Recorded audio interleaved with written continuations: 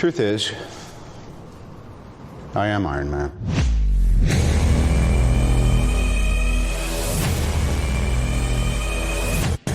Enough! You are all of you beneath me.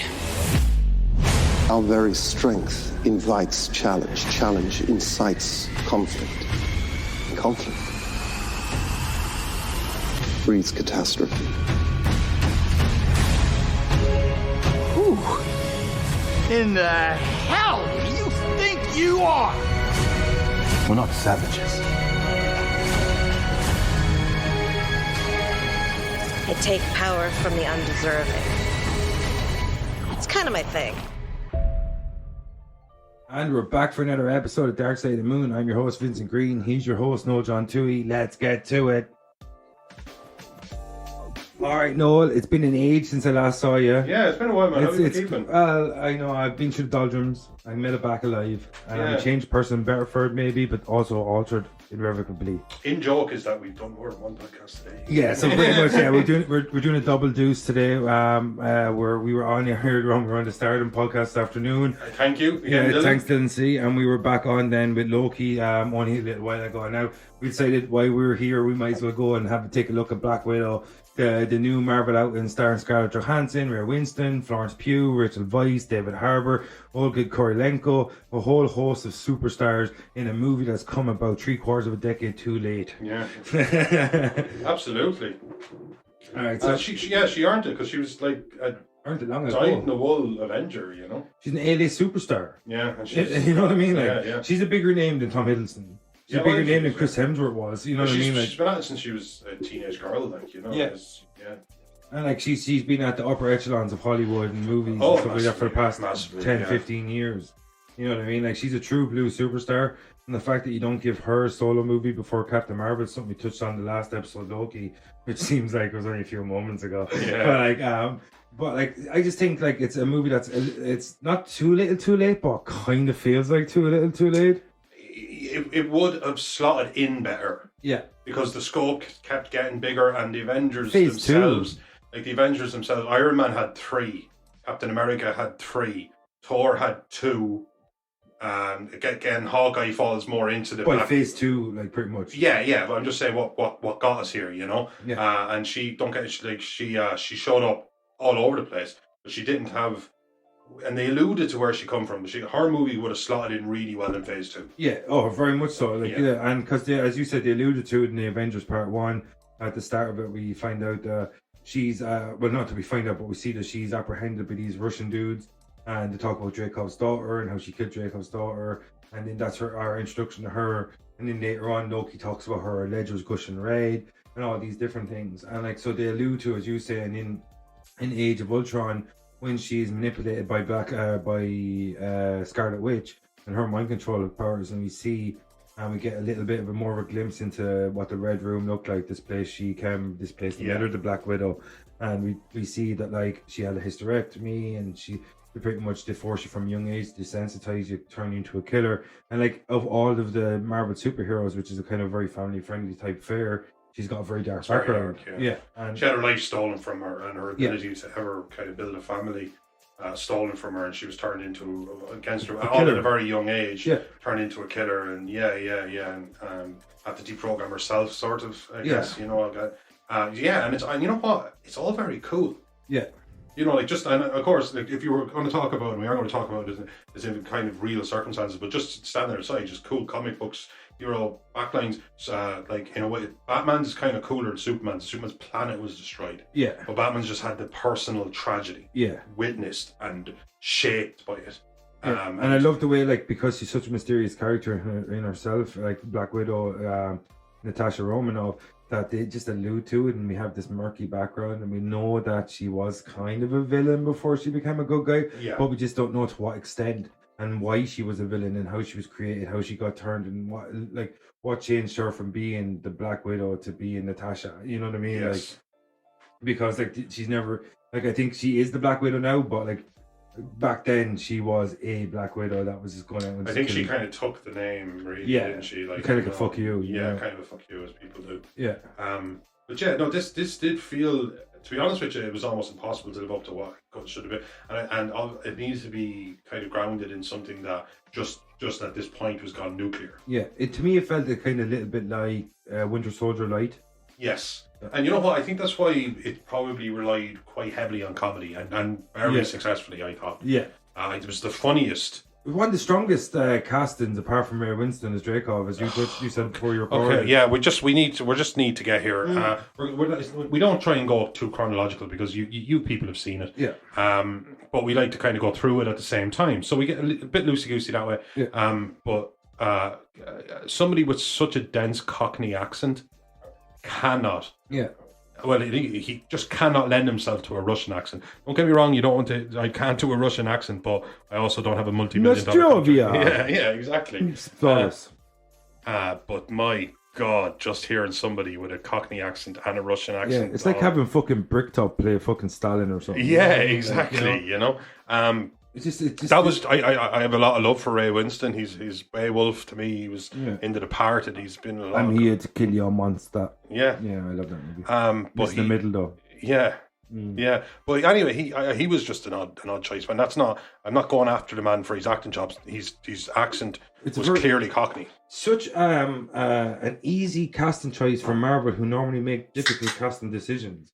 Yeah, actually, good point. You know what I mean? Like Ray, when I see Ray Winston, I was like, he has no place in a Marvel movie. No, he's too middle of the road. You know what I mean? It's like the way they hired Ben Kingsley. I was like, it's a bit obvious, but I want to see Ben Kingsley's interpretation of the Mandarin. And I was like, holy fucking God, I do never want to see Ben Kingsley's interpretation of the Mandarin again. Because it's seen me some guy called Trevor Slattery, and I'm getting slapped in my fucking face. But he was either a Liverpool fan or a United fan. Yeah, Shane Black, you cannot make movies anymore, motherfucker. I'm going to put that right out there. Name the last time we made a good movie. Oh. Whoa. Silence. Whoa. The silence. But yeah, no, I thought like it did need to lean into and it actually kind of started on quite a somber note. You know, you had the nuclear family that they're. What was that song at the start? American Pie was the one that was played in the car. Oh, there was another. Oh God, there was a song at the start, and Smells Like Teen Spirit. Smells Like Teen Spirit, done in a kind of piano-y kind of. Because I was complaining about this, I was like, stop fucking. Like Westworld did it to death. They had one of those air pipe pianos in the bar, but it was playing like Black Hole Sun and stuff like that. And all of a sudden, it's like. Load up. In your friend. And I was like, you know what that is? She goes, no. I said, that smells like Teen Spirit. Listen to the lyrics. Yeah. And it's just the slowed down chord. Such a dark start for Marvel. It's a dark movie, start, yeah. But obviously, they had to jump into it. Yeah, you kind of slightly touched on it, and I kind of interrupted you. You're saying like it started with the nuclear family and stuff. Yeah. It started with, and you get like almost instantly, you figure out that it's very like The Americans. I've only seen season 1. Yeah, but, you know, it's a very thinly veiled kind of version of it, and all of a sudden, you know, they're out playing and everything's fine. They've got some sort of life, and it's. You see, Mila Jovovich's daughter said him. Yeah, I didn't realize this. I found this out minutes ago. The first time Paul W.S. Anderson has made something good. Yeah. Well done, you got there. It took you a generation, but you got there. Between the two of you finally created something worthwhile. I thought then we had, of course, American Pie, which is very on the nose because they were driving by. They were obviously trying to escape America straight away. Because they were burnt, and they were driving by like football field. I'm saying to you, like they're going to be driving by an apple pie factory. It's like at times it was a bit on the nose. Look how much Americana they're abandoning or some shit. That was like you know, I was expecting the Grave of the Fallen Soldier. You know, like things that just come to like the Statue of Liberty, things that even from us across the pond, it's just like so incredibly American. And picturesque Americana American. Driving through wheat fields. Or something. Exactly. So, but it was really on the nose. And then and Bye Bye American Pie singing. But then I thought like the first kind of moment was when what was Ray Winston's no Harbour. Dan Harbour, Red Guardian. Yeah, but what was because we didn't know he was Red Guardian. Alexei. He kind of gets out and he moves like a trailer or something, but he just like picks it up and just tosses it across, and you realize, okay, he's got the strength of about 50 dudes. Yeah, well, this is the Russian Captain America. Exactly, the Russian Captain America, and obviously they go there, they meet their handlers, and it does not go to plan. Yeah.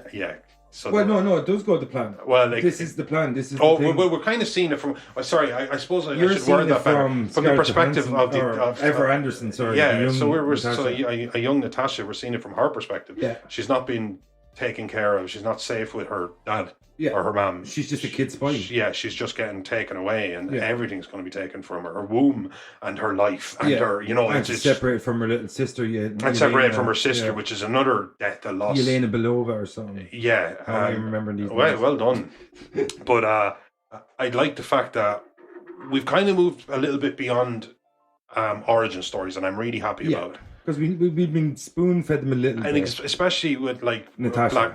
with Natasha, we've now seen her in Endgame. We've been with her for 12, 16 years. We had the ballet sequence in Age of Ultron. We've seen the Red Room. Yeah, you know what I mean. 9 years. Yeah, she played this character for almost a decade. Yeah. You know what I mean. They've touched upon in her relationship with Hawkeye, what happened in Budapest. Yeah, all these little things. And even just looking at it, she was looking at his family, knowing that she can never actually have one of her own. Yeah, exactly. Yeah. But we kind of see that it all gets taken away from her very early, and they didn't bog themselves down in it. Yeah, it just happened, and we moved on. And they did that quick montage sequence. It was very dark. They had like a lot of human trafficking kind of feel to it, or something. Yes, like people being carried off into like shipping containers, girls in classes and stuff like that. Like exactly. Learning. Yeah. And now we see like pretty much the creation of the Black Widow, like what happened, this Widow project. Like she's the Black Widow, but I think they themselves are just called the Widows. Project. Yeah. I think she's probably the Black Widow because she wears black. You know, that's the way it was back in the day. You know what I mean? Yeah, like, it really was. So like, I think that, and obviously the spider, and shit. But like, we kind of see this is the creation of the Black Widow, but now we see what's happening with Yelena, where she is right now, and what she's doing, and like we see the divergent paths. We know what happens with Natasha, the end in Endgame, the sacrifice on Volnir. And to get the Soul Stone and all these things, like, so we know how her story is going to conclude. So it's very quickly that they get into it. This is I think this is set in a period of time between Captain America Civil War and the beginning of Infinity War. Yes, this is the period where she was on the run after the not signing the Sokovia Accord, after Captain America Steve Rogers goes into the float. I think it's called the underwater prison. He pretty much broke out Ant-Man, Hawkeye, pretty much anyone that aided him. Or who Captain America gets broke out. Yeah, Falcon as well. Back then, they had the so she's on the run and she knows how to be on the run. Yeah, exactly. So this is pretty much about her being on the run, but also we get to see what her supposed family have been up to in the meantime. Starting off with the magnificent Florence Pugh, who's just a fucking superstar. She was just excellent in this. Talk about just being so impressed with somebody based. Big shoes to fill, and you just love her from the get-go because she realised she wasn't going to be I'm not your parents' Black Widow. Exactly. She introduced very seriously. She ends up killing a target, but the target lets off this, what we find out later, is an agent that actually releases him from the way more advanced mind control that had come along in the time that Black Widow had been away. Exactly, yeah. And then she literally realises that she's been saved by the woman that will have killed. She's already plunged the woman she has killed was also a former widow. Exactly, and she's absolutely horrified at her actions. And there is this kind of this is the whole thing about it being out 7 or 8 years too late. Yeah. Why didn't Black Widow go back for her? Yeah, you know what I mean. Like, I know it kind of. I thought there was she was busy with Infinity War. She was busy with Infinity War. I know, but give her a minute. This was your sister, you know. Yeah, but give her a minute. Give her a minute. I'm sorry, I was just she trying was to think busy going sacrificing her life on an intergalactic fucking planet, motherfucker. Yeah. Jesus Christ, this guy. What were you up to? I was busy dying for y'all. Yeah. I know. Jesus, what have you been doing? Dying for your sins? Thank you, Natasha, for dying for our sins. Actually, man, while we're talking, I've got Black Widow here. Yeah, that's a cool. Put her up there because we had. And is it based on Scarlet? Yeah, it is. Yeah, 100% based on Scarlett Johansson. I take a cock of that. Just putting up a cool little statue we have here of fucking Black Widow in the MTK sweatbox. Maybe we had one for Loki up there. I just remembered, took a cock. Once she is freed, we kind of realized that this is probably a bigger program, because even though they've alluded to it a few times, we didn't realize the scale of it. Yeah. Not the full scale of it. Or that the existence of it still even. Yeah, even let alone expansion of it. Yeah, exactly. Like to a global scale. Exactly, yeah. So like a KGB on steroids. Like a KGB on steroids. Now we have we go back and it's Natasha laying low, and I remember it's kind of like she's living out with this caravan, and I was like, wow, in Norway, and I'm like, wow, you were friends with like Tony Stark, and now you can't get your little petrol. But that's the way you play it, though. That's why she's so successful at being on the run. Like she's obviously like she looks Scandinavian. So where do you go? You're not going to go to the middle of Africa where you stand out like a sore thumb. Like you go into the middle of Norway or go to Sweden, and not only that, you go to the middle of nowhere there. Yeah. Who are the only people you meet is the no person. Smartphones, no laptops. Exactly. The only person that knows you there is the person that put you there. You know what I mean? And obviously she was a clever enough woman who had enough training to have systems in place. She's a super spy. Should she ever need to disappear, she had systems in place to do just that. Of course, and she had the money set aside. And she had that individual that could get her whatever she needed when she needed to disappear. Exactly. And it was like I was wondering, like, is there a betrayal on the books? But no, he was just kind of like. He was just a go-to guy, a fixer or whatever you want to call him. He was a bit of a simp for her, wasn't he? Yeah, well, she's she is flawless. Yeah, she's flawless. But played by O.T. Fajbenele or something. Do you want to take a crack at that in case I mispronounced it? O.T. Fajbenele, I think. Yeah, O.T. Fajbenle. O.T. Fajbenle. Sorry, O.T. We were butchered your surname there. Yeah, sorry, dude. I really liked you in the film, though. Yeah, but you were fucking really good in it. But this kind of leads to a reunion in Budapest. Yeah, I love. Do you remember when he was like, "It's Budapest," and she's like, "It's Budapest." Budapest. Yeah, and actually, something a side note about Budapest. Budapest is that, like, do you know Budapest is actually combined of two different places, Buda and Pest. I found out in Budapest that was true. And when I heard that, I was like, mind blown. You know what I mean? And there's like a bridge or something that connects the two. How did they reconnect? What was what was the catalyst to kind of? So pretty much when he was talking to Black Widow, he said that she mentioned something about Budapest. I think he says, "I'm surprised you didn't get me to hold you up in Budapest," and he's like, "Well, it's lucky you didn't," or whatever, or some shit like that, because that apartment is actually being rented out by someone else at the moment. And when she's in Norway, what happens is, as you touched on earlier, her generator dies. And she's like, "Oh, God damn it, Mason." And she goes into town to refuel her generator. While she's crossing the bridge to re-enter town, she comes under attack by someone that we've seen initially. They say the Taskmaster, to say initiate the Taskmaster protocol or some shit. In a side shot, like a little clip shot, like, and then they work it back to her scene. She's crossing the bridge, and then her car gets attacked. Yeah. And then this is the first appearance of the MCU's version of the Taskmaster, which is someone it's a harder word to say than I thought, but it's a character I don't know a lot about. You told me the premise. I'm a fan. I was actually a fan of Taskmaster. Yeah. Read some of in the character in the comics. He was a dude, and but he didn't. In this, they showed that there's kind of like a visor, and it shows. Taskmaster like a hood, heads up display. Exactly, yeah. And it's showing like the angle, everything's kind of playing out, and even especially the movements of your enemy, and the way they're like, even the way they're standing up to fight, you can predict. Yeah. But Taskmaster just kind of had this as a natural, innate ability, like a superhero. Yeah. But the introduction was cool because you kind of got the power set almost straight away. Take out the wheels like Hawkeye. Yeah, and attack like Captain America. Well, no, she took out the truck like Winter Soldier. Oh, that was it. It was one of those sliding. When he attacked Nick Fury in Winter Soldier. Yeah. Because I was reckoning Lorraine tell me when to see he's just out now. Winter Soldier now. I was like, it's Hawkeye, it's Hawkeye. And the shield comes out. I was like, oh my god. And the shield comes out like, it's Captain America. And she's like, don't shake me. I don't care. She was just kept saying, I don't care. Yeah. But I like the fact that she obviously kicks into action then straight away. Yeah. And this is where we see Black Widow is well able to take care of her fucking self. Oh yeah. Even against a character that by design she should have no place. Yeah, well, that's the thing. She'll hurt her on that motherfucker. You know what I mean? Like, she'll jump up and one thing I love about Black Widow, her fighting style, is her first go-to move is, I'm going to climb up on you like a motherfucker. Yeah. Like, she'll climb up on your back and she start choking you out. That's the whole thing. Like, I love her fighting style. She weighs about 105 pounds. Yeah. So, and the fact of the matter that would be typically very disadvantageous. That's the word. Yeah.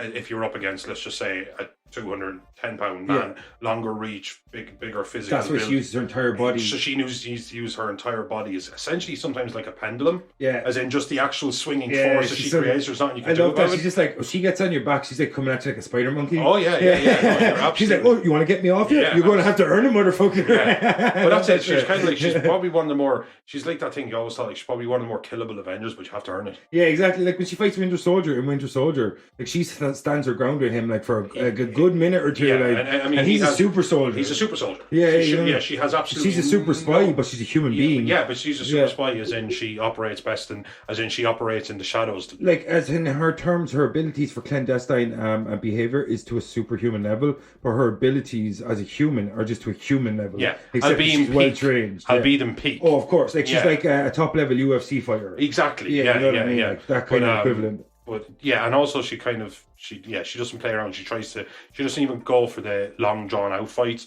Everything she does is designed to take you down there and then. And I love it as well. She's like, oh, I'm outmatched, I'm getting the fuck out of Dodge. Yeah. Like Winter Soldier's like, oh, I'm outmatched, I'm getting cover. So straight away behind a car or some shit. Like, you know what I mean? Yeah. And it's like, okay, I'm going to fight you on my terms. And that's what she does a lot. Like, because she's underpowered or whatever in comparison to the enemy she fights, she seems to fight a lot of her like fight sequences or whatever happen a lot on Black Widow's terms. You know what I mean? She's like, okay, I'm going to lull you in here, and she's great. Like she'll like use a decoy, and then she'll come up behind you. She's on you again like a spider monkey. Exactly. Well, that's the thing on Black. She knows that what she has. What her motive is survival, and when the other person's motive is your death, obviously that's quite a terrifying prospect. But you can lure them in, as in like if I get behind cover, I'd be like, I'm happy for it to stop here. Yeah, exactly. If you want to kill me, you're gonna have to come over here. Like that's how this works. Like, and if you come over here once again, I'm on you like a spider monkey. Exactly. So she was using that. She was playing. It's like when someone plays for a stalemate. Yeah, they know they're. She doesn't care about winning the fight. No. She cares about surviving the fight. Exactly, and that's why she's so successful at surviving. Because the mission is just this, and if some variant shows up, then she can. And that's why her later sacrifice on Volmir is so out of character for her in a sense, because she's all about her own self-survival in a lot of ways, and the fact that she's self-sacrificed. You know what I mean? Like, yeah, I remember that was quite surreal actually. Yeah, but she survives her first kind of encounter with the Taskmaster, but there was a great introduction for the character. Yeah. And a lot like Winter Soldier's introduction, because silent. Out of nowhere as well. Out of nowhere. Like Nick Fury driving down the road. Exactly. He just, all of a sudden he's standing in the middle of the road and he fires that fucking explosive charge. It zips along the fucking tarmac, and underneath the car attaches explosion. Exactly. Winter Soldier. It was Taskmaster the exact same thing. Announced. Driving down the road. All of a sudden, there's a fucking shadowy character in the middle of the road or whatever, fires the charge, your car explosion, fight sequence. Yeah. Introduction Taskmaster. You know what I mean? Like, and it's so clear and so quick, like, you know what I mean? But like, what did you make now of the next sequence where we kind of, now we get the convergence of Yelena and Natasha. We get the unity, reunited, and so we get the reunification of the two widows. What did you make? I loved it because the fight sequence was so perfect that it was Black Widow versus Black Widow. That they both had like similar styles, and you could see them like it was knife versus pot and pan, and sometimes it was gun versus nothing. Very Bourne identity. Yeah, but they were both exactly the same, as in used. Like, I mean, it showed her using her environment. Yeah, and that's what that Jackie Chan kind of style exactly. of fighting. Like if a curtain rail is all you had, then the curtain rail it is. Yeah, it's like Bourne Identity stabs the fuck out of a guy with a pen, beats the shit out of a guy with a magazine. I thought it ended perfectly. So it's like the two of them fucking choking each other out with a curtain. But the chemistry is undeniable between Scarlett. Unfortunately, we won't get to see more of it. But like the chemistry is undeniable between Scarlett Johansson and Florence Pugh. And this is from Florence Pugh's Yelena. Yeah. Yelena Belova. Yelena.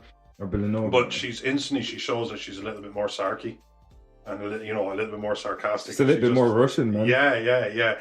And she was like, what happened to your accent and stuff like that. Why are you always posing? You're such a poser. Yeah, what's this? What's this thing? Well, you throw your head up like everybody's looking at you. You think everybody's looking at you? Well, I just thought, Yelena Belova, she's just funny. She was just... But of course, she was given funny lines. But that's completely different than delivering them. So charismatic. She delivered them like so a lot well. of the ways, this is a side conclusion for Black Widow, but it's also an origin story for Yelena. Oh, massively. Which is something we touched upon in our What Is episode. Check it out if you haven't listened to it. in other previous episodes, we talked about how Florence Pugh, this new Black Widow, is going to be a backdoor origin for the next Black Widow. I'm going to say this. I'm already like at the end of the segment when I'm going to revamp what I'm about to say, but what a passing of the torch for them. Yeah, exactly. And if you're going to replace someone like Scarlett Johansson who's got undeniable star power, Florence Pugh is the perfect person to replace her. But she just gives such a great account of herself in this. Yeah.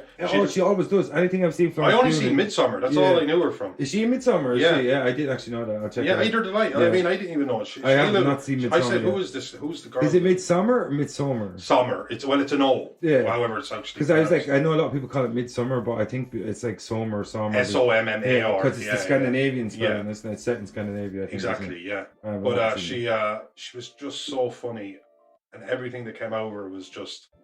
She's so natural. She's so natural. She's such a superstar. Yeah, she like, yeah. You know what I mean? It's like when you look at Scarlett Johansson, it's like it's so easy for her. Yeah. She's charismatic because that's who Scarlett Johansson is, not because that Natasha's charismatic because that's who Scarlett Johansson is. Yes. It's not a forced charisma. It's not something that she tries to embody because that's who her character needs.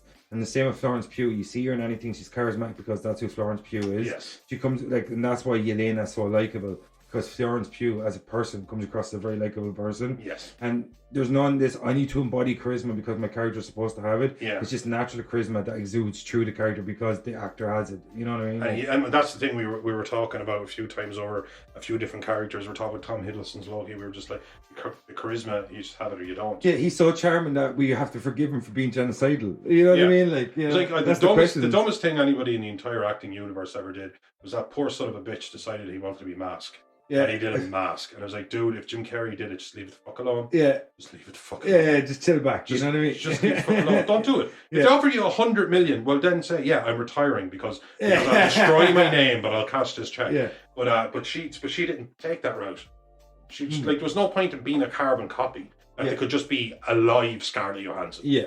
That's there's no point. Who wants that? Because you're not going to remake Scarlett Johansson. No, she owned the character. Yeah, she's a one of a kind type of actress, like actor or something. Fuck that word. But like, it's so hard to know where to say actress or actor. It's not said with any sort of venom. I think we might just get away. Like Scarlett Johansson is an actress, and they'll be like, whoa. Yeah, but she's like to be able to replace her is such a hard task. But yeah, but like again, back to the point that she doesn't seem to try to. She just introduced herself as Yelena, and she's got a similar skill set and by story design. Yeah. Because we knew that the Black Widow didn't necessarily be the only. We didn't know the scale of it. It's very similar to how if Winter Soldier was to place Captain America.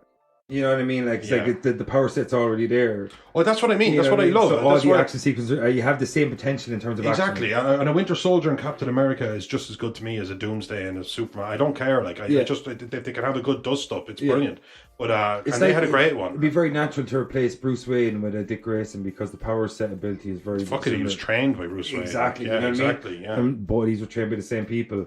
Winter Soldier was trained to be like Captain America in a lot of ways. You know what I mean? Like in terms of fighting style or his fighting capabilities. Yeah. You know, so when you have these kind of things, like it lends very organically to one character replacing another. Like when you have Falcon replace Captain America, the power sets are different, but the mentality and the morality of the character are quite similar. So having him replace Steve Rogers, it's more Sam Wilson replacing Steve Rogers than Falcon replacing Captain America. Exactly. Because the morality of the characters are so intertwined and that's why they're such good friends. Yes. Winter Soldier couldn't replace him on a power set, but not on a morality set because of the way their lives diverge through time. Yeah.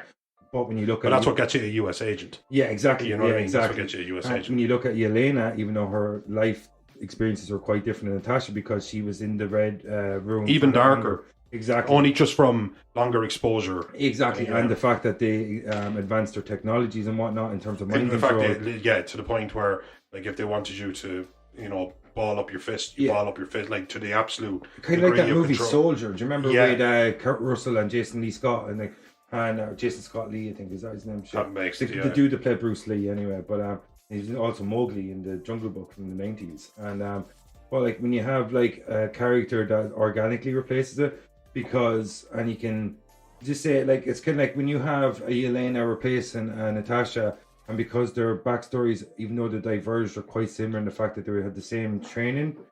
I totally believe her to be I totally see her being the next Black Widow. Doesn't seem shoehorned. Doesn't seem forced. That's what that's it exactly, and it didn't, and she didn't come in like she was looking for the crown, as in, look at I'm even more Black Widow than Black Widow. Don't you want me? Now it's she more never, she was never trying to sell herself to us. Now it's more like I'm going to continue my sister's legacy. Exactly, and then straight away, what we got was great. Was them fighting the same.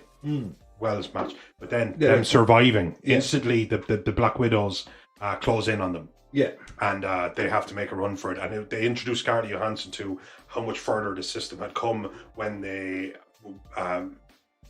really bad. I don't know if it was a fatal wound, but they take down the Black Widow. It's when they're kind of climbing off the building. I think they're just called widows. Just widows, sorry. Using the drain, and one of them falls, and I can't remember, compound fracture, really damaged. Oh yeah. She kind of like has a tear in her, but somebody touches a button and she fucking detonates basically. Yeah. So you realise that no, it's not. This isn't like code words, brainwashing, conditioning. We're well beyond that. Yeah. We're well beyond that. I really wish I knew that fucking code word for Winter Soldier right now. I know it's like rust or something. Oh yeah, and he whispers it. Yeah. I definitely memorized them for the Winter Soldier. Yeah. But so like because we touched on like she's such an organic replacement for her, and well, like before we get to her replacing her, which is much later in the movie, I want to talk a bit about their journey from pretty much the two of them now are on the run. Time to get the family back together. Yeah, exactly. So now we see what's become. So like pretty much they ask for a jet, and your man comes up with this a fucking shoddy helicopter. Yeah.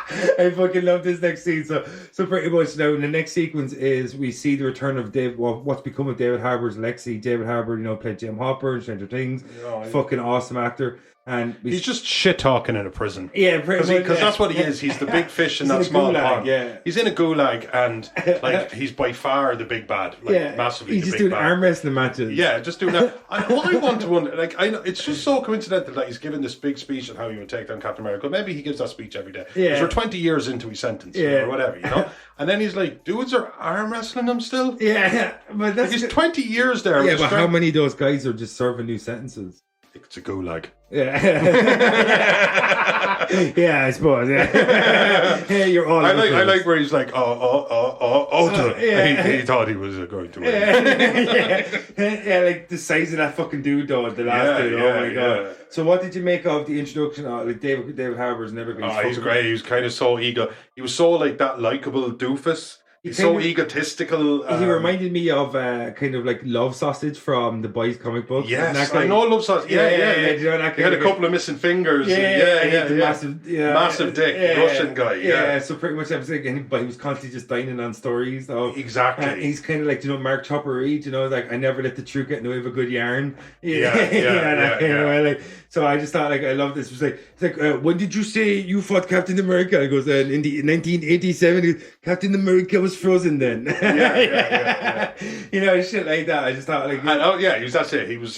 That's all he had. Yeah, like he thought he had this huge. Why do you think Alexei ended up in a gulag? Because did they touch on that? Or? I think he's probably. I've only seen this once. Now. See, that's the thing. I don't know if they did. I think he did kind of touch upon it, but I think he was kind of just too loose a card. Yeah. Maybe they'd call upon him again, so maybe not put him down. But strange that he let them arrest him though. But he had a system of widows. Yeah, and it was just so he controlled them. They were like extensions of his being. Yeah. Dreykov. Yeah. But so I think he was surplus to man. I think he questioned them, and that's just not something that you do. And he's so powerful; he's an immediate threat. Exactly. It's like the whole Batman thing. In fact, like they even put him in a place, the kind of like the Alcatraz kind of thing, where you could probably if you did escape. Yeah. What then? Yeah, because Alcatraz, you probably a better chance of making it across that San Francisco Bay. Somebody did. Yeah, the three boys did. Yeah. Another episode, I guess.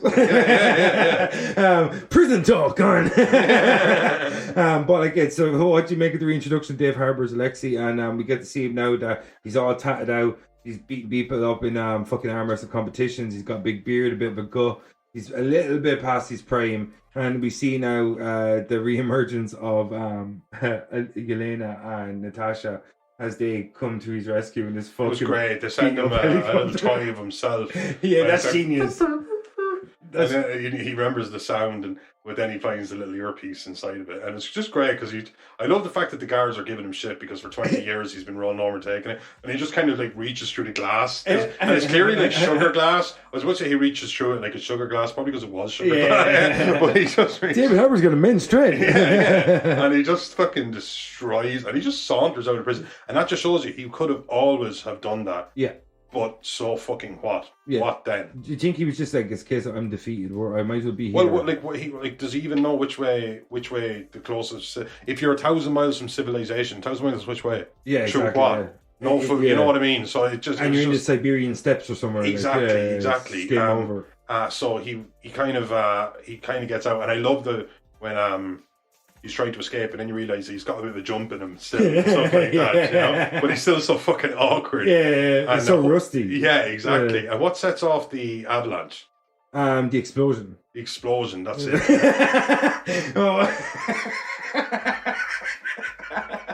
Well, the explosion, you say? The explosion. I just love Lena going, such a cool way to die. Yeah. Yeah, that fucking scene savage. That is just great. She's just like, that's such a cool way. So the next seasons the explosion goes off, the building starts collapsing and shit. Yeah. And Natasha goes down to save him. I think. Well, he does. He kind of gets to as high as he can kind of go. Yeah. And obviously they've got even less time than they thought because the avalanche is closing in, and she kind of she goes down to save him. And of course, that's just like that's kind of what they always did with Natasha, was that she's kind of like her. If she has a superpower, it's balls. Yeah, that's you know fearless. What I mean? It's just fearless. Yeah, like, you know. So jumping out of this, hanging from this. Do you remember the scene in Iron Man 2? Sorry, where Happy Hogan and her go to the place to try to stop the fucking drones. And Happy Hogan's fighting one guy the entire time, and she beats up like 12 guys. And he's like, I got him! And he turns around and there's like 12 guys all tied up and contorted and stuff. I just love that shit. Like, she's such a cool character that kind of way. She's like, 12 guys. I guess I'm beating up 12 guys now. Robert Downey Jr. when she sees her takedowns goes, I want one, and Pep, no. But like they get him out. They get him out of Dodge. Like fucking everyone knows that he survives. But I love when he gets on, and I think it was a bit like worked into the script, like a little bit unsmoothly. But it was like, what's going on? Is it that time of the month? And she was like, I don't have my period because I don't have a uterus. Yeah, that was rough. She was like, they go in, they cut it all up, and they take it all out. But yeah, that seems a little rough. But like, that's the thing that you realise that she like with Natasha there was. It's like, are we making light of forced hysterectomies now? Forced hysterectomy, yeah. You know what I mean? Like, it's like, I'm a guy who likes to make fun of everything. Yeah. But I don't talk about forced hysterectomies. No, forced hysterectomies are like a little bit blue for my taste. You know what I mean? Like, if I saw that cut, I would be like, let's not force hysterectomy joke. You know what I mean? I think, see, that's the thing. I think sometimes you can get away with something. It's all about perspective. Yeah. And if you wanted to make light of something that happened to you, I think that is your right. And it suits the characters too. And it suits the character. Because Natasha and Yelena are a little bit desensitized. Yeah, exactly. And they have that kind of gallows humor, dark humor. Yeah. Do you remember when he goes, she was like, we have to find our mother or something, like Rachel Weisz, and he was like, what's her character's name before we... So pretty much, and he said that we can find her outside of St. Petersburg. And she was like, we don't have enough fuel to make it there. And he was like, we do. And the next scene is the helicopter dropping out of the sky. Yeah. It's fucking brilliant, man. Her character's name is Milena, but she just, and then it's just them walking. That's the thing, like, it was such a, you know, like, sometimes you have the ragtag, but they were so, at this point, D-list. Yeah. You know what I mean? Like, because they didn't have, like, because Natasha shines when she has the resources and the weaponry.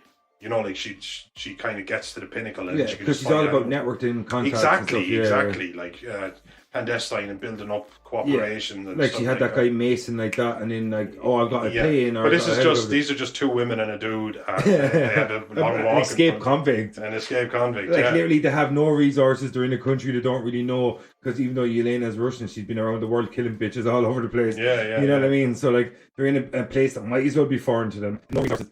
And now they're stumbling through the fucking middle of, I don't know, the wilderness in St. Petersburg, if that's the thing, like, you know what I mean? And then, like, and now we see, like, the reintroduction of Milena, Rachel Weisz character, We see she's up to some weird fucking shit. On Pig the farm. farming. She's pig farming, but with a Yeah, weird- well, yeah. You instantly know she's not pig farming. yeah. So like, and now we see that like she's doing like a neural uplink. Like Elon Musk will love this shit. But like she's got like a neural uplink with these pigs, and she controls them. And like I don't want to do a recap, but like, so pretty much we see that like the reason I'm talking about this is that it's very important that the neural uplink that she's controlling the pigs with is very similar, if not the exact same technology that Dreykov is using to control his widows in the field. And now we get the reunited of the reunification of the entire family. But like, what you make of this scene where we see the neural uplink for the first time, probably kind of detailed to us, because of the whole scene with the pig and all, she shuts it down, and you see the reintroduction of the entire family unit, and what you make of the whole dinner sequence and shit like that. Yeah, exactly. There was that kind of one innocent approach to trying to, like, you know, let's sit down and have a meal together, and another like, fuck this, what is this? Like, you know, there's the complete and total ridiculousness of the whole kind of cell. It's surreal. Yeah, and it was like, you know, and sometimes when you meet up with like old friends or people you haven't met in, like, let's just say years and years, and especially maybe in a similar setting, you sometimes like slot back into where you were, and it's quite easy, and it's quite natural. But what they went through was like complete and total lie and a fabrication. And obviously, and they like pretty much said they convinced them that they were a loving family at such a young age, just pretty much discard them like they were nothing. And that was when Yelena actually had kind of a serious moment, because she was the youngest. Yeah, and the horror was real. Yeah, exactly. Because Natasha, who was a bit more street savvy, just because of her age, she was a teenage girl. She had some clue of what was going on. But that was really, and then you see that she's been working on the Neuralink, and she kind of like has this really horrible scene with a pig. And I was thinking like that seems fucked up. Yeah, that seems fucked up, and we're supposed to like her a little. And I was like, no, I think immediately they're like, she's a shady motherfucker. Yeah, you know what I mean. Like, and then she finds out like that was actually, you know, of course, just to completely destroy the narrative of a mother. So it's like, that's the system that's been used on me. Like, yeah, exactly. Like, and the thing is, like, no matter who you thought she was, she's completely the opposite. She's just an operative. Oh yeah, like, she was just playing a role. You thought she was your mother. No, she was just faking. And again, this is like something we spoke about earlier today, and that was that person who believes in the cause. Yeah, exactly. As we always say, the mission man. Yeah, the blind to the causality, but believes in the cause. Yeah, and what did you make of like this sequence? Because pretty much it's kind of like the false insecurity, really. Look, we're all back together again. We even see David Harbour's Alexei in the Red Guardian costume. Yeah. It still fits. Yeah, I fuck that's that's a really fat, but still good. Yeah, that's a really remind me of Love Sausage. Remember when he puts on his uniform and barely fits him, like, you know, his guts hanging out and shit, like, you know. But what you make of this, and now we see that she is still Mr. Mission, for lack of a better term, Mission Man. Yeah, she when talking to Natasha, and Natasha kind of tells her what life has actually been like. Yeah. And what she, like, how she broke free and what she actually is about now. Yeah. She just, well, we don't really, don't they try and red herring us here. We don't find, does she tell her that, she says, yeah, I've called them and they're on their way. She kind of comes clean and admits it. And the next scene plays out quite well, I think, because it has Alexei in with Yelena singing American Pie to just try and tell her that it meant something to him as well. Yeah. Because he'd been very flippant up to this point about their entire time together. Yeah. Because he was an adult 20 years ago. Yeah, exactly. You know, and I think as well, he's probably a lot of time to think about this. Yeah, exactly. You know what I mean? Like, he's nothing but time in prison. Like, that's what they say. When you're in prison, you've got nothing but time. Yeah. And it causes a lot of introspection and reflection. Well, yeah, 23 hours a day. If you're there in a gulag, like, you're spending all your time, a lot of the time, if not all your time, in a cell by yourself. At time from time, you're going to reflect and go, what did I do to these little kids? Yeah, absolutely. I manipulated them into loving me. I created a family under false pretenses, and then I allowed them to be shipped off in shipping containers like they were fucking cargo. Yeah. You know what I mean? And again, the girls underwent like unbelievable kind of degrees of torture. Exactly. Not only like physical changes. He did protect them, and that's the one thing you're supposed to do. Yeah, exactly. He said, I'm your father, but in the sense that he did the exact opposite of what a father did. Yeah, yeah. You know what I mean? He didn't protect him at all. He didn't shield him from the world. He just gave him up to the world. And then, of course, it's always a nice somber scene in a superhero movie. Is always interrupted by like a helicopter flashlight or something. Yeah, exactly. Yeah. 'Tis the way. Yeah, that's because you have to keep the story moving. Oh, you have to keep the story moving, absolutely. And it's good that don't rest on your laurels, whatever a laurel is. Yeah, I just think like the thing. I think he's Hardy's accomplice. Laurel, hilarious. But yeah, no, I just think when you're a superhero movie, if you want to hit all the demographics, you gotta have that undertone. But immediately you're like, okay, serious undertone, fast beat. You know what I mean? Like, Yeah. And that's just what you gotta do because it's it's executed well. Like it's executed well. It's literally one for the adult and two for the kid. Yeah. You know what I mean? Like, you know, Yeah. And of course they're all you know, they're taken in pretty easily, which was obviously by design at this stage. You know, I thought it was going to be a really, really, really hard fought battle, and they were meant to work for it. But yeah, I was kind of hoping to see like Red fucking Guardian jumping through the air, taking fucking. Absolutely taking pricks out of it. Yeah, absolutely, like a drunk Captain America or something. Yeah. Anyway, like, but I don't know. I wouldn't have had him any other way, but it would have been nice if he got to kick loose. He only gets one real scene where he gets to cut loose, and it's even in kind of a more the prison scene. It's more the prison scene where you really kind of get to see what he's about. So this kind of leads into, as you said, they've been taken into custody by Dreykov and his widows, and this sequence here kind of reminds me of like the helicarrier in Winter Soldier or something, where they're sending up into the fucking sky and shit to pretty much find where Dreykov is, and this is where we kind of get this is where it kind of leads into the climax of the movie, where we kind of see like, what did you make of the reveal of Dreykov, Ray Winston? We already touched on the plane Dreykov. What do you think of the climax of the whole film and the backstory of the Red Room and Dreykov's door? Yeah, I thought the story was really good. I thought you know, Rachel Weisz is kind of there, but she's actually at this point she's done the only thing she can do, and that she's swapped kind of identities using the tech she had available. Yeah, so she's that actually kind of Mission Impossible face. Yeah, it's exactly that kind of thing, and she has Scarlett Johansson's kind of in the room with them. I thought that was cool. I love when Yelena is there and she's going to get her brains taken out, and she's like, "This is a much less cool way." Yeah, she's so awesome though. Yeah, she's just fucking cool. Yeah. But I thought all of a sudden we were like, well, what's all this then, comrade? It's like, all right. You want to drink some vodka? It's like, for the motherland. For the motherland, innit? Yeah. All right, fam. Oh, fam. Well, what did you think of this? Big mad thing. It's like this is something that's been leveled at Marvel before, is weak ass fucking villains, and this is one of the weakest ones I've seen for the last 5 years. It's just like Ray Winston's a great actor. Just don't know. He can't do it. He's a Cockney. Yeah, even in roles that he's played. Like, you know, American, like you remember in The Departed, he was an absolutely fucking ball breaker, like the Joe Pesci, like fucking kill whoever, whenever, kills himself instead of getting taken in, all that kind of shite. Yeah. But he was still English. They made him British. Yeah. But like, why not? Just a British guy is in a gang or whatever. Like, yeah, exactly. Yeah. Especially if you don't have to do a deep dive on the background or whatever. Yeah. So that's where he works. That's where he shines. Yeah. But trying to give him a man with just that, he's in his 60s. His Cockney accent is so ingrained, it's so dense, even by Cockney standards. It was a caricature. Yeah. It was a parody. It was like, I just think when you have so many talented actors out there that could do a better job with that. Ray Winston's a talented actor. It just didn't suit the role, and I just think it's so glaringly obvious that he didn't suit the role because Marvel is usually so strong in their casting. Yeah, they always nearly get the right person for the role. Like, no matter.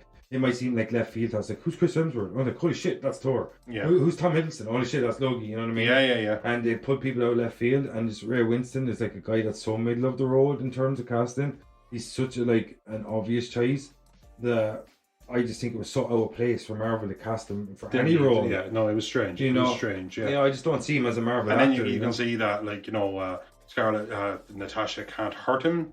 Because of basically because of a pheromone that he seems to be emitting that they pick up on. That was fairly weak. Yeah, because that's the way girls are with me, I find. Yeah, they just can't touch me, and won't. It's because of all the pheromones. Because of the supposed to be the pheromones. Yeah, and the layer of cold sweat. Yeah.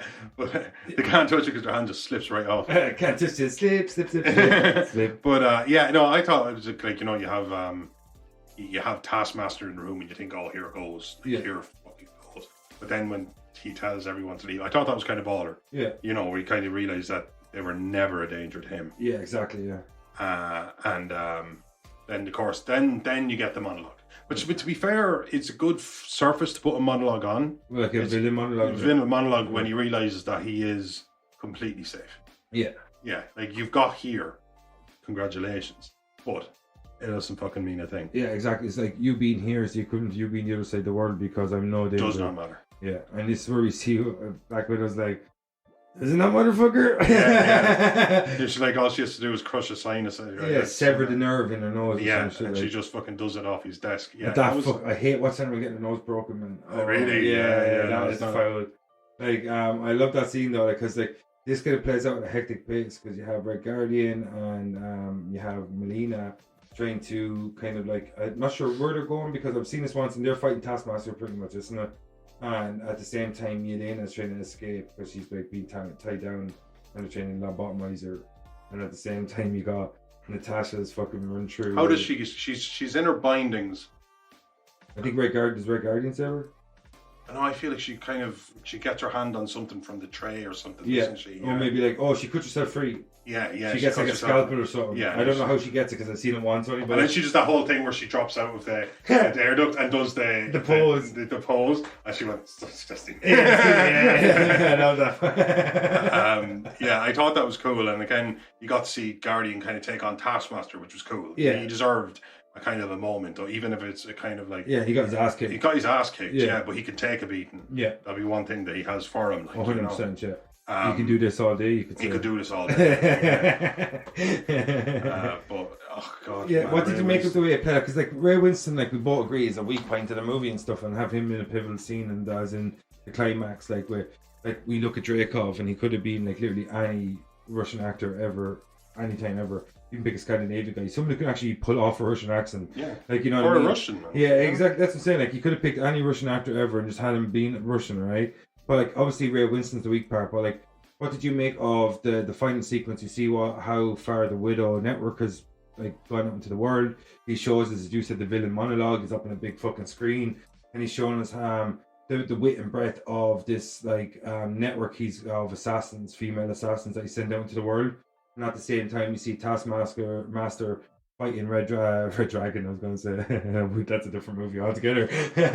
But he's fighting she's fighting Red Guardian. And what did you make of the big playthrough in between the two kind of major storylines of Taskmaster and Dreykov? And like, what did you make of the convergence of pretty much the whole final sequence of Black Widow, defeating Dreykov finally, downloading all the information she needs on the Widow network, and we also see, does Taskmaster get away? Because as I said, I've only seen this one. No, Taskmaster falls. There's this cool fight. Yelena kills off Dreykov, by dropping kind of this kind of staff thing she has into its engine, and she falls off, and then Natasha jumps after her with a parachute. Because they're floating bases on it's falling out of the air. Exactly, it's falling on platforms essentially. Yeah. But then Taskmaster jumps off after her, and she gives Yelena the parachute and sends her on her way, and they fight based on these platforms, and they land on the ground and just should have gone squish, squish, squish. Oh, of course. But they didn't. Superhero physics. But as they go to throw down again, they give, like, I like this, give Natasha more of like, yes, you have a sword, but it doesn't matter, I'm a bad motherfucker. Yeah. But she had saved one of those canisters that they had released the other widows with, and she releases that, and then she gets her one and only line, and she says, is he dead? I thought that was cool as well. Are we going to see Taskmaster return? Yes. In Black Widow 2, maybe starring Black Widow 2, why not? Yeah, or maybe Hawkeye. Yeah. Or even like how they released it, we kind of skimmed over it. We shouldn't have, as the scene where Natasha's getting her ass kicked by all the widows. Yeah. And then she manages to Liana comes in and manages to kind of carpet bomb the room with that red kind of agent that frees them all. Yeah. So now there's an army of widows. Yeah. Which is very cool. Which lends itself to something. The next movie is probably just going to be called The Widows. Oh, or just Widow. Yeah. That would be cool. Just Widow. And we're going to see so pretty much Yelena's mission now is she's wants to go out into the world and get all these widows to come out of this fucking, this brainwash malaise or whatever they find themselves. Take down the network. Yeah, the entire network. Yeah, and now she's cut the head off the serpent. Now it's time to kind of free the body from whatever left over. Exactly. Yeah. And what did you make of like the reworking of Taskmaster? Because you said it's in the comic book again, it's like I don't think he's a mutant, but I think he just has this innate ability. I've seen him in comics where he works like in casinos, and you can see like somebody try and do a very sleight of hand thing where they're skimming cards or something, and it took them like 30. I remember one. It takes like a photographic memory. Yeah, it takes a guy like 20 years to learn how to do it, and Taskmaster sees him do it a second time, and he's got it. Yeah, and I thought so. Fair enough. They went to more like you said, a HUD, a HUD, and that made sense. It's fine. You could just somebody who can analyze and then instantly repeat. I think it's an excellent character to add to the universe. And because she's been in a fog for so long, she doesn't even really have her personality yet. That too is a blank slate. And we're getting this really cool build up of this espionage world within the MCU. Absolutely. You got Falcon, and everything's getting so hyper powerful. Yeah. Characters, that's going to be cool if you have somebody who can like even the playing field by just being smart, and that's what widows are. They play smart against like a Thor, a Hulk, or something like that. They could be nearly like the new Shield or something. Oh, absolutely, I don't know what the future holds, but it could be hunting like that. And what did you think of before we go to the break? What did you think of the way they wrapped it up, the post-credit sequence where we see Florence Pugh going to visit Natasha's grave in 2023 post Endgame? Excuse me. Well, I suppose that would be the final kind of acknowledgement that now she's gone and now there's me. Yeah, because even in the widows, they were exceptional widows. Yeah, and the only kind of competition she really would have, and not competition isn't the right word, was hers. Was the woman she considered her sister. I think you're right though, because like they had a very healthy competition one another. Yeah, like, you know what I mean. But they were so evenly matched. Yeah, it's crazy, exactly. But Natasha was probably slightly better than her because just from experience. Yeah, just from experience. But you see, like their fight ended with them. The other girl started at a younger age, so maybe she. Absolutely. There's one of those things like, but so like, and I see this heartbreaking image going around, but where they touch heads, they go forward to forehead, and then on underneath it they have forehead to headstone. Just the headstone. I'm like, oh, I didn't see it, but that was you projected that. I think it's a beautiful way to wrap up Natasha's storyline. Same. Even though it's not too late, because I love the film, and even though we broke it down, if it wasn't so funny, it would have been a failure for me. Just because it's too late. It was so well cast with Rachel Weisz. You got David Harbour. Apart from Mary Winston, but like, you get Scarlett Johansson, you get Florence Pugh. 4 very charismatic actors, like, you know, Rachel Weisz going back as far as The Mummy. She's well able to do action and comedy. Yeah, absolutely. You know what I mean? So you got David Harbour, who's got like Stranger Things, it's action and comedy. Scarlett Johansson, Florence Pugh, like they're steeped in these kind of worlds. Absolutely. And you got Florence Pugh doing like Fighting With My Family. Scarlett Johansson, you know, as a MCU legacy character at this stage. And like, I just think it's a beautiful way to wrap up her character. Not too little, too late. It's like a little bit of like Winter Soldier light.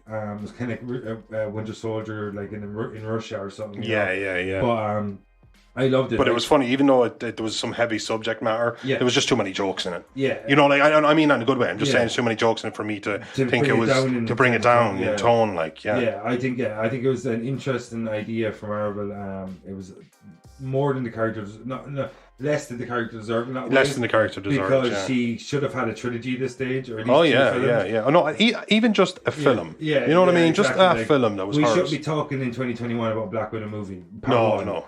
We should be like, Black Widow, the culmination of a trilogy in 2021. Exactly. Because you got Scarlett Johansson, you got the character, her place is well endowed, like, you know, well endowed. That makes sense. He just said she's big boobies. But, you know, I'm just being like, her place in the universe is like it's already well planted. Like, she's there since 2009, 2010, give or take.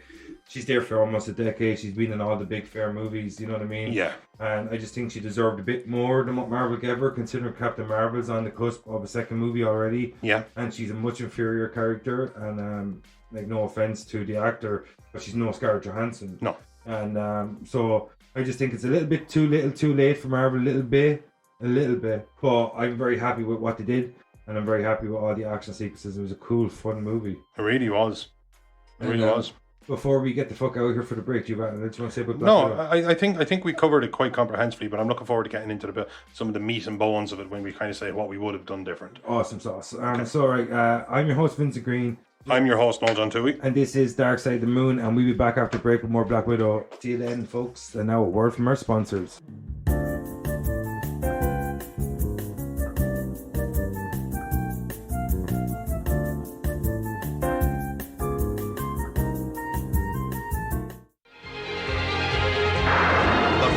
Characters that started it all. The biggest selling toy product ever created. The most successful TV cartoon series. Masters of the Universe, now takes a giant leap forward into a live-action motion picture starring the sensation of Rocky IV, Dolph Lundgren in the live-action adventure Masters of the Universe. The fantasy becomes a reality.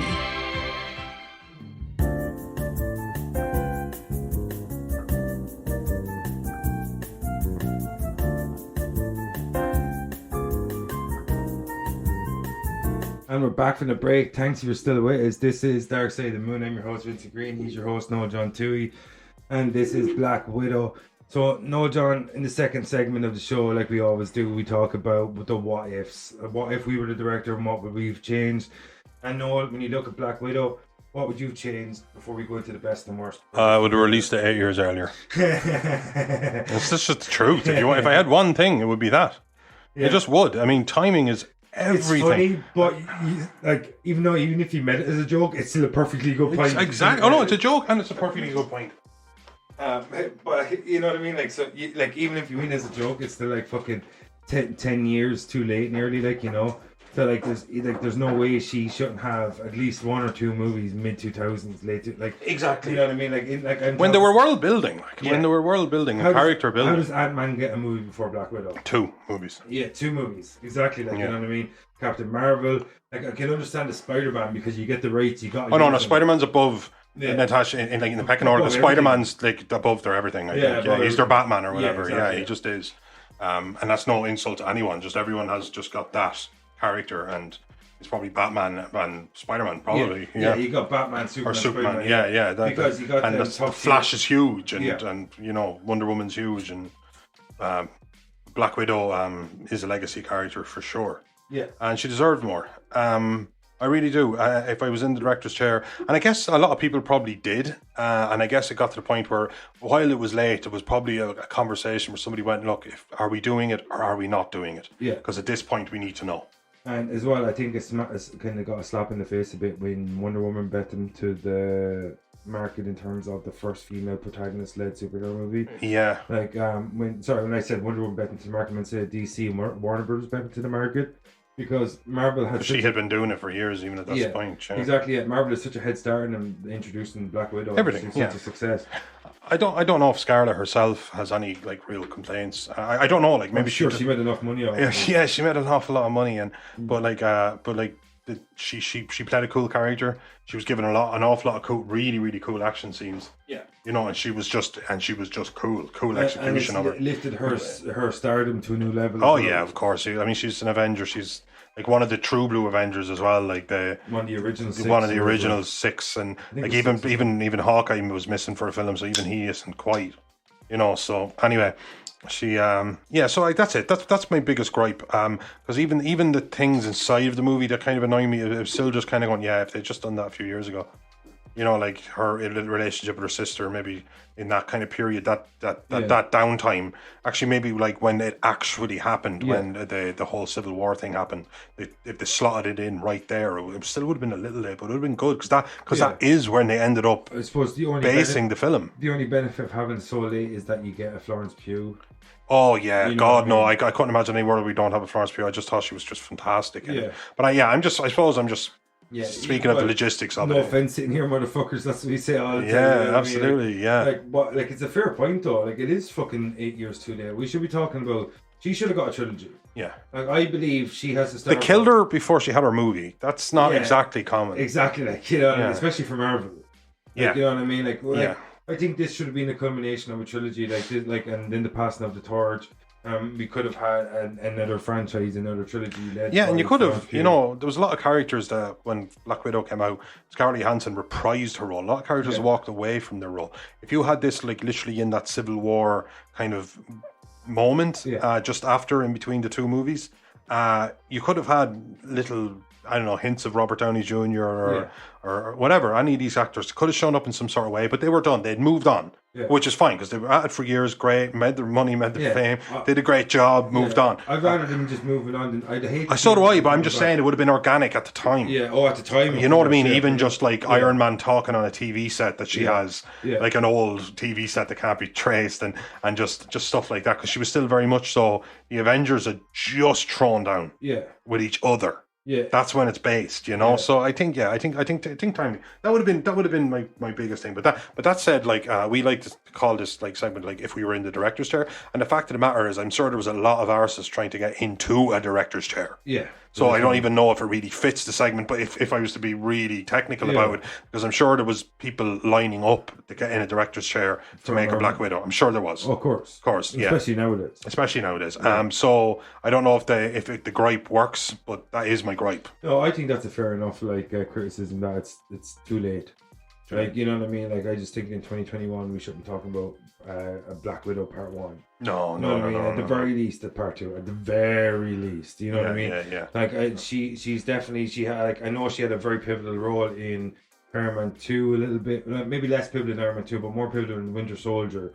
She was pretty much like 50-50 with Captain America or Steve Rogers in that movie, like, you know? Yeah. And so that was, in a sense, that was like the closest thing she came to a solo outfit, and I think before Black Widow.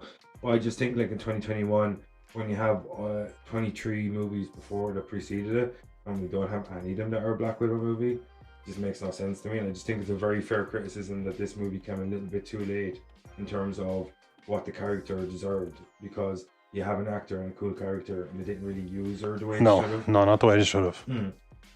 How about you? Director's chair. And put me in the director's chair.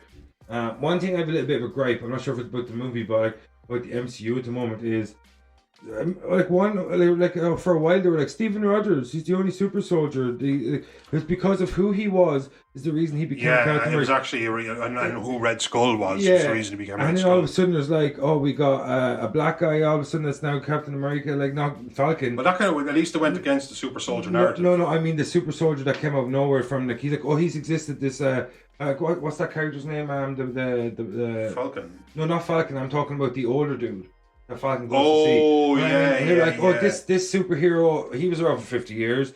And then there's like, all of a sudden there's like, now there's a Russian guy. It's like, oh, Red Guardian, he's been around for years. Yeah. I'm like, what happened to? Turns out there's just a serum, and if you take it, you're good. Yeah, exactly. Yeah. That cheapens it. Yeah, exactly. Because I thought the whole point of like, not so much that was Captain America was all great and powerful.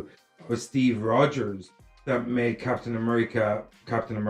Yes. And it was the you feel like this kind of applies the morality of his fiber, you know what I mean? Or it was him that threw himself on what he believed to be a live grenade. Yeah, exactly. Like, you know, I just think that it cheapens it every time you see a new super soldier. Like, I've got no problems with like the black dude being a super soldier. I just think even if he was like Chinese, Japanese, whatever, the more and more we introduce super soldiers, it cheapens the ability of Stephen Rogers. No, you're absolutely right. No, I don't think that's not a slight against anyone. Yeah, exactly. Like, again, it was a thing where this apparently super soldier thing was a failed experiment, like, and that's why the Incredible. And then he realised that it was exactly. You know what I mean? Like, and that realised that it was that it took the subject was a factor, and it wasn't just.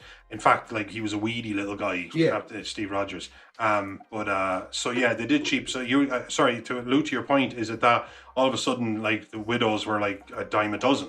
Yeah, where they were kind of exactly. Like, you know what I mean? It's like you come back to, it's like where you have like Black Widow's supposed to be this like standout, like, and then all of a sudden it's like, oh no, there's hundreds of her.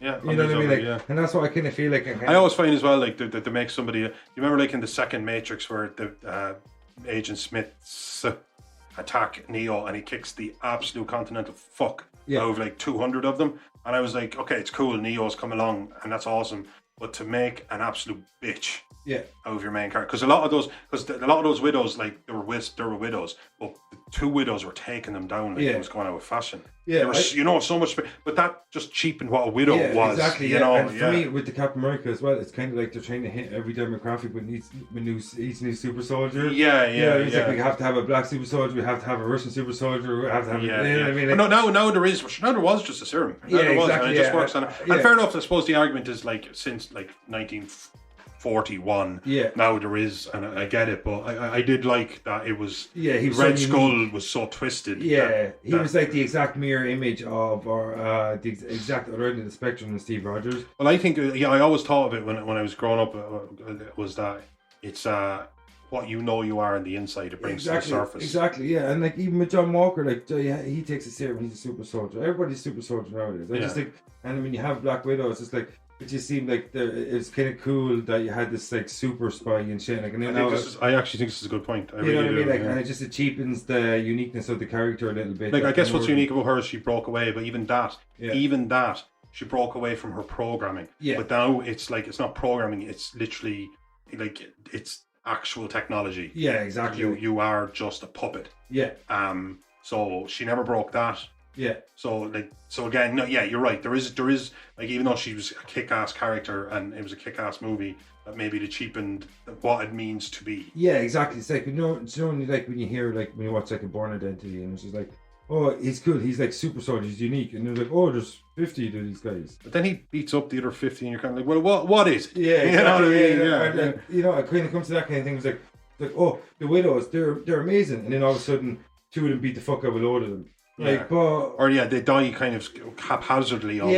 Yeah, exactly. They walk into traps. Yeah, exactly. I just think like a little bit that this movie kind of cheapened the characters a little bit. Cheapened the concept of what makes them super. Yeah, exactly. Exactly. In the same way, the characters were cool. Yeah, exactly. Like in the same way that like Captain America was slightly cheapened by the more super soldiers we see. Like, you know what I mean? Like just that uniqueness of the character. And it's like I just think that Black Widow is kind of suffering the same thing a little bit. That like, if the more of these characters you create in the same guise, that it kind of cheapens the legacy a little bit of the original characters. And like, I'd like to see Elena, but I don't need to see 50 Widows. I don't need to see 100 Widows. I want to see just the next Widow.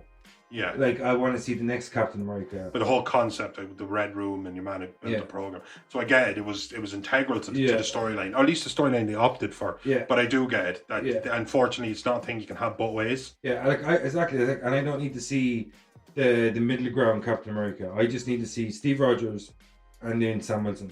Yeah, I agree with you. I don't need to see, oh, this guy could have been Captain America. This guy could have been. I thought in Falcon Winter Soldier, I actually thought that the super serum was finite in the sense that it was going to kill you. Yeah. I thought like 15 minutes of fame kind of thing. As in, it burned through your system in a week, but what a week? Yeah. Because you're not Captain America, you're not perfectly suited. And I remember just thinking that, oh no, you mean if I had this jabbed into my leg, I'd be 10 times stronger, faster. And like, is that supposed to be the same, like totally off topic, but that's supposed to be the same serum that Steve Rogers was injected with? Like, I just think like, if we keep an advancement of it, maybe, but still. Like I just want to see the next generation. Like I just think like if you have 50 super soldiers or 50 widows, I just think that it's going to cheapen what makes a Captain America special, I guess. Yes. Like, and I know Sam Wilson's not a super soldier, but we touched upon it earlier. His morality is the same as Steve Rogers. Yeah, great. So that's why he is a good replacement for that character. And I just want to see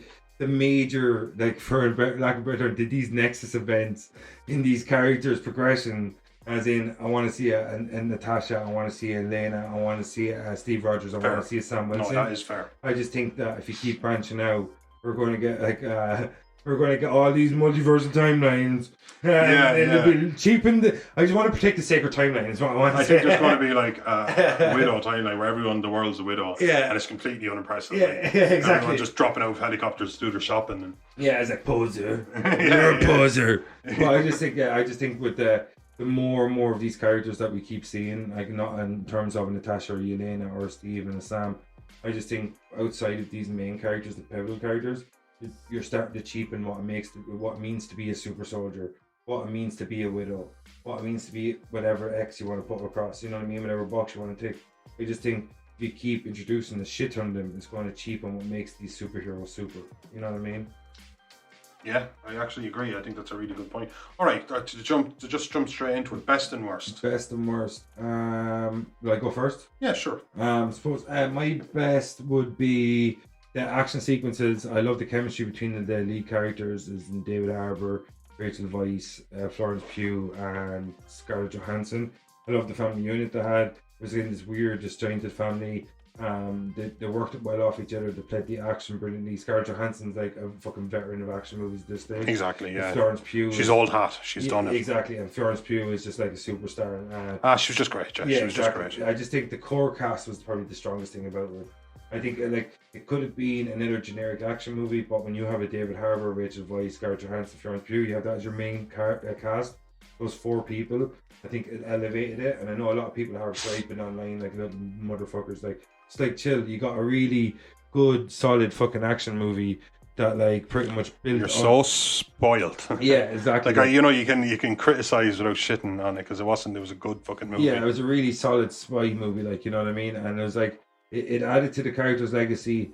It gave her the solo movie she originally kind of a send off in a way as well, Yeah, even exactly. though like it wrapped up very neat and tidy in a way. But my worst would be, just to wrap it up a little bit, would be Ray Winston totally outplays, terrible Russian accent, lazy casting by Marvel, which is a very strange one for them.